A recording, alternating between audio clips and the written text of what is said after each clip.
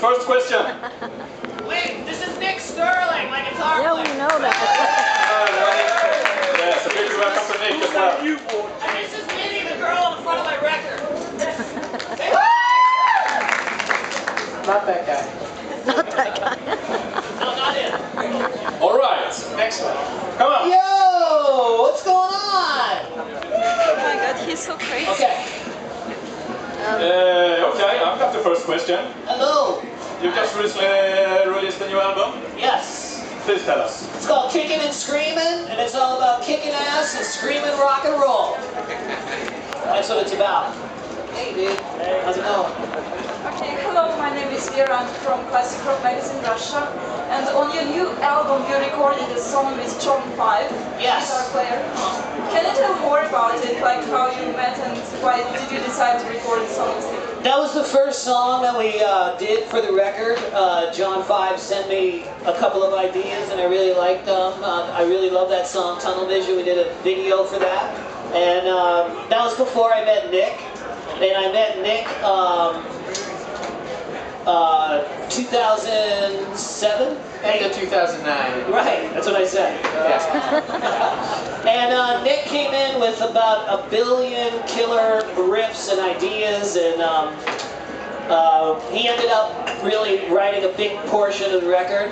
I was working with Jamie Josta from Hatebreed, because I love the band Hatebreed. But my voice, when I listen back to it over the speakers, I think it sounds best when I sing very clean and pure. And like when I sing rough, it sounds really cool. But I really like it when I sing really properly and clean and pure. So melodic. And a lot of Nick's songs are very, very melodic. And it felt really good singing a lot of the stuff that he came up with. But what about Can we have some comments on that from Nick? Well, yeah, like Sebastian said, I had a bunch of songs written and kind of put together. I sing as well. I'm not a screamer, I'm not a hollerer, I'm not a yeller. So what Sebastian was saying as far as everything being a little bit more melodic and cleaner sung, you know, it just kind of fell into place well. Probably 6 or 7 of the songs made to come for the record I already had written and recorded myself that I didn't release on my own solo records. So it just worked out well. Yeah. Further questions? Yo! Hi, this is Sasha from Croatia. Croatia! Croatia. Fucking capital of rock and roll! I hope so. A few years ago, you played at the Sweden Rock Festival, and it was one of the biggest mistakes of organizers who put you on the almost one of the smallest stage, and you gather one of the biggest crowd that could get there. Yeah. And the next time you miss the flight. No, we did not miss any flight.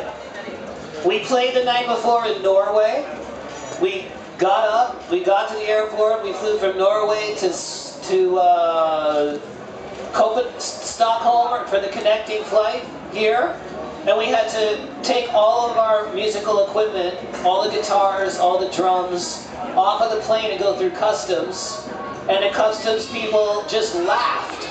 We go, we gotta get on the plane to Sweden, here's our ticket. They went, ha ha ha ha. They went, you're not getting on the flight. And I go, we're gonna miss our show. They go, you gotta go through customs. So we didn't miss anything. Just in case you picked up anything dangerous while you were in the air. Yeah, right. So we didn't miss anything. We went to the airport and the customs people in Stockholm just laughed when we had all of our carts with our drums and our guitars and everything. They said, you're not going to make the flight. And so we called Sweden Rock and said, if we could go on stage at like 4 o'clock or 5 o'clock, we can make the show. And they said, this is not possible. So now we're going on tonight at 9:45, which is great. Thank you very much. We're here. Thank you very much, Sweden Rock. No problem. We're here. I don't fucking miss shows. I don't miss shows. I can't tell the customs guy that though. You know. Hi, my name is Thomas and we're doing a reality show about a Swedish rock band called Pompeii Nights. This is kind of an odd question, but what do you think about that band name, Pompeii Nights? Pompeii Nights?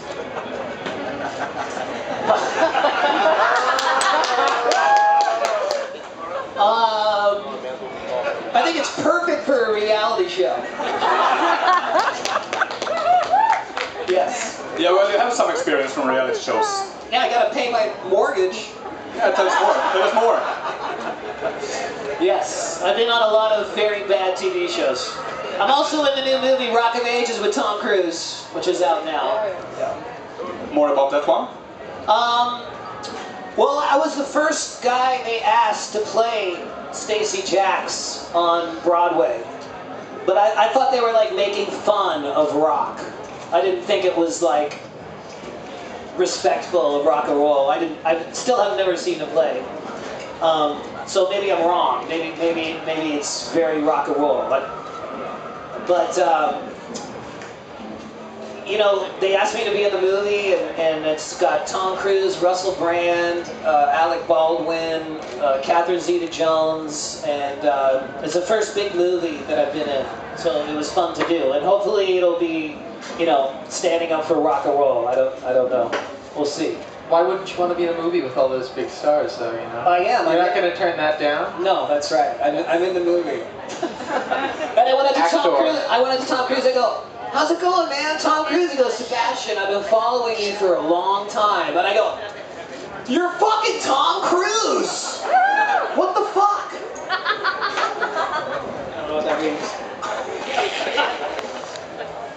In Rock magazine from Russia. Cool. We saw you playing on stage with Panther, we are playing right now.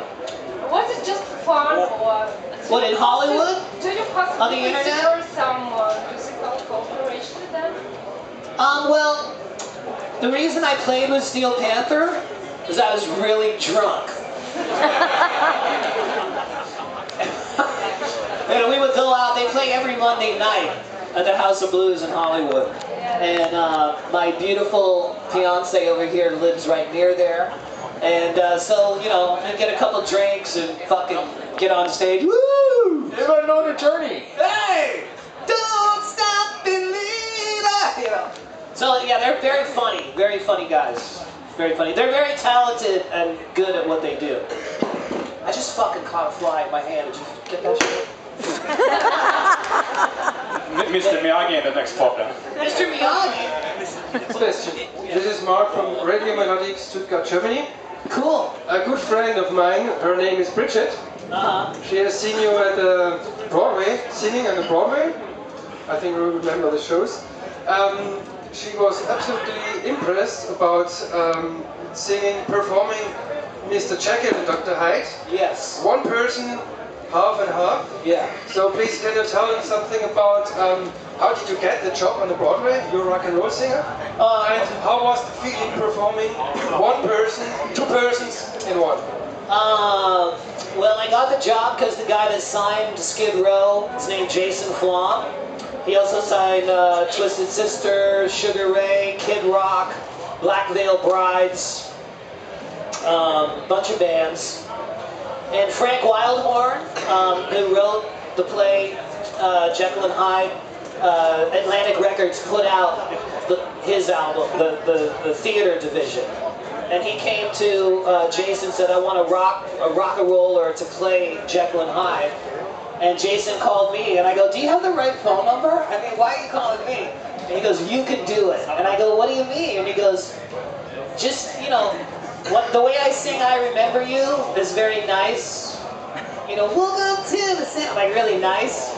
And then Monkey Business is like, "Can't relate with a bullet in a pouch." So I just used my nice voice and my mean voice.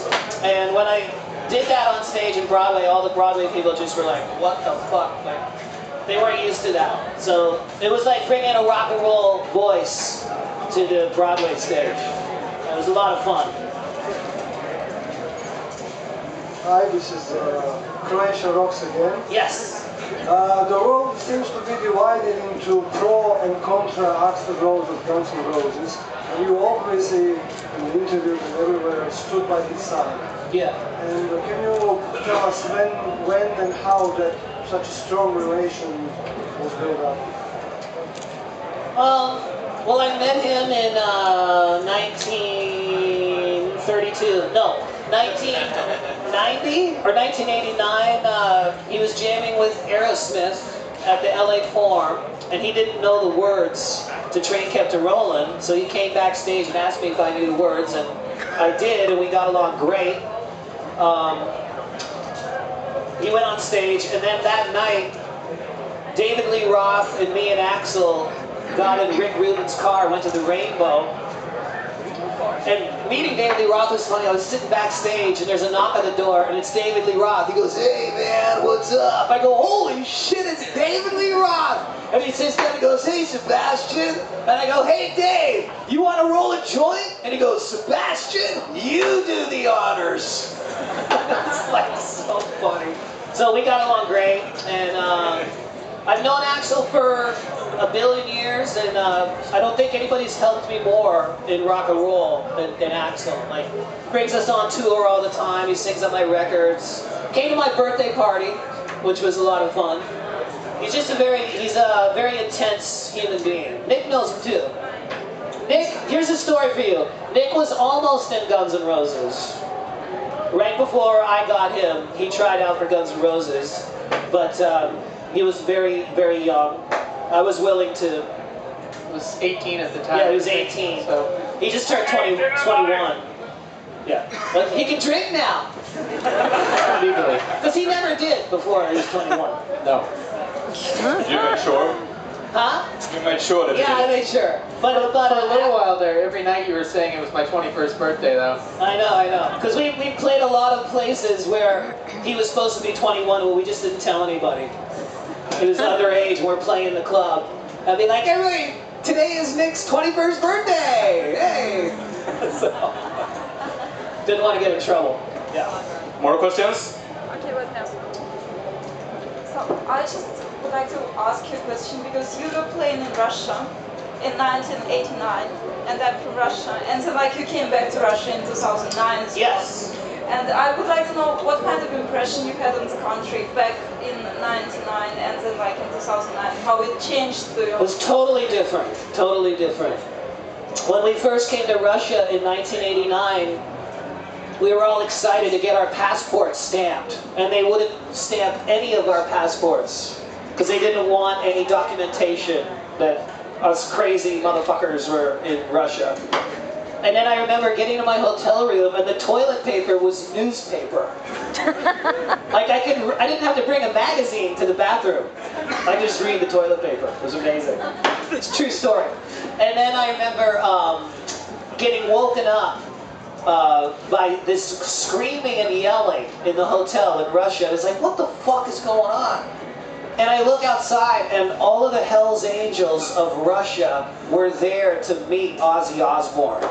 At like 1 in the morning, they're like, "Ozzy, Ozzy, Ozzy." And he came down and like greeted all the Hells Angels. It was fucking amazing. And I remember vodka being very cheap, like $1 or something. It still is. Yeah, it was very cheap. And God, I don't know if I'm gonna get in trouble, but I'm always in trouble anyways. I remember it was very late in the lobby of the hotel after the show, and I was the only one that still had a bottle of vodka. And John Bon Jovi's mom came up to me and she goes, "Give me that vodka!" And it's my fucking vodka! And then Tico Torres comes up and says, "Hey man, that's Mrs. B." I go, "It's fucking my fucking vodka, Mrs. B. Excuse me." No, it was fun. There was kind of a little altercation between me and Bon Jovi's mom. Total true story. How did that end? I think I split the vodka with her, because you don't mess with Mrs. B.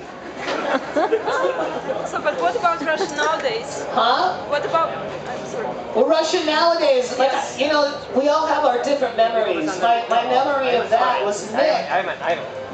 He's from Phoenix, Arizona. And it snows a little more in Moscow in December than Phoenix, Arizona, right? So he didn't bring any winter clothing at all. I don't think he owns any. So he was walking around in the snow in his bare feet, for fuck's sakes. That was kind of by choice. What are you doing? Well, I do what I want.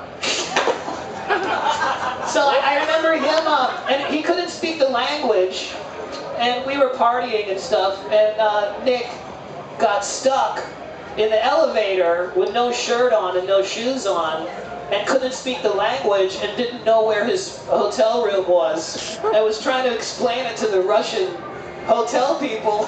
Was looking completely insane. Well, tell the story. Well, you basically said it. You know, I was not clothing equipped fully, and lost and intoxicated in Russia at 3 o'clock in the morning in the hotel somewhere, and couldn't remember my room, and it's a bad position to be in. Yeah. That's fun. Yeah, very good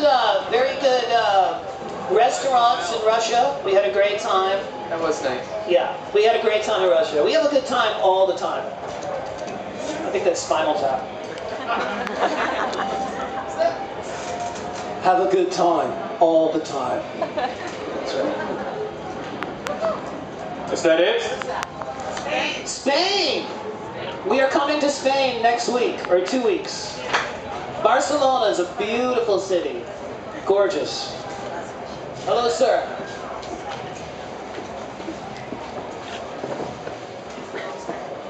Hello, sir. Hello. Clifford, the local newspaper. What do you think about Sweden, except the customs? And what do you think about this festival? I think this is one of the greatest festivals in the whole world. Yeah! This is like amazing. 3 days, great bands, amazing bands. And how many years have you been doing it now? Like 10 or something? 20. Huh? 20 years. Took for 20 years of rock and roll in Sweden. Yes. No, it's great. I think that America should have more festivals like Sweden Rock. In Europe, all summer long, you guys have these festivals, and you know, all different countries. This is probably the best one. In America, this doesn't really happen that much. There's not these big 3-day festivals. It's more like, you know, 1 or 2 bands play at once. But here's like 20 bands. So I think that America should have Sweden Rock in America, but then it would be called America Rock. No.